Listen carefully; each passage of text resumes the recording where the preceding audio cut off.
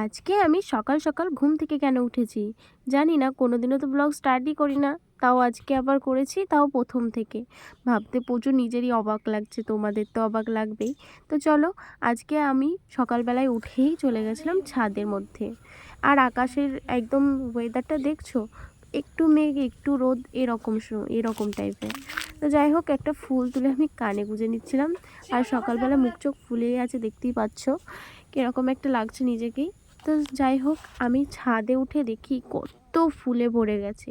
আর সকালবেলায় ফ্রেশ ওয়েদারে তোমরা যদি এরকম সৌন্দর্য উপভোগ না করো, তাহলে দিনটা কি ফ্রেশভাবে যাবে? তাহলে দেখো, এত সুন্দর সুন্দর ফুলগুলোকে দেখলে আমার পুরো মনটা ভরে যায়। প্রজাপতিগুলো কি সুন্দর মধু খেয়ে বেড়াচ্ছে। চলো, এটা আমাদের বাড়ির সামনের টগর গাছ, যেটাতে চড়ুই ছানাকে রেখেছিলাম। সে উড়ে গেছে অনেক দিন হলো। আর আজকে আবার নতুন এই ব্লগে তোমাদেরকে সে গাছটাকে দেখালাম। তো আজকে আমাদের একটা প্ল্যান ছিল যে একটা বান্ধবীর বাড়িতে গিয়ে আমরা সবাই মিলে একটু পড়াশোনা করব। আর কিছুদিন বাদে আমাদের পরীক্ষা।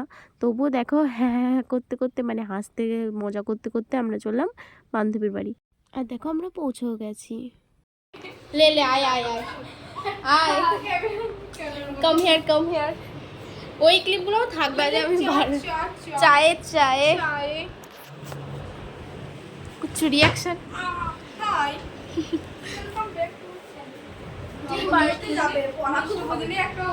তো দেখলে আমরা এসেই কিরকম কাউতালি করা শুরু করে দিয়েছি। তো এখানে বান্ধবী আমার কেমন জল খাচ্ছে দেখছো, আমি ভাবছি এখানে একটা ফানি কিছু একটা দিয়ে ওকে কনভার্ট করব। তা সেটা আর করলাম না, থাক, ওকে আর আমি অপমান করলাম না। যাই হোক, এখানে ওরা সব পাস্তা রান্না করছিল, আমি একটু বসে বসে দেখছিলাম। রান্না করার পর কিন্তু আমরা পড়া করেছিলাম, সেটুকু তোমাদের সঙ্গে শেয়ার করিনি। তারপর আমি খেতে বসে গেছি। ঝরঝরে হয়, ঝরঝরে ঝরে ঝরে পড়ছে না।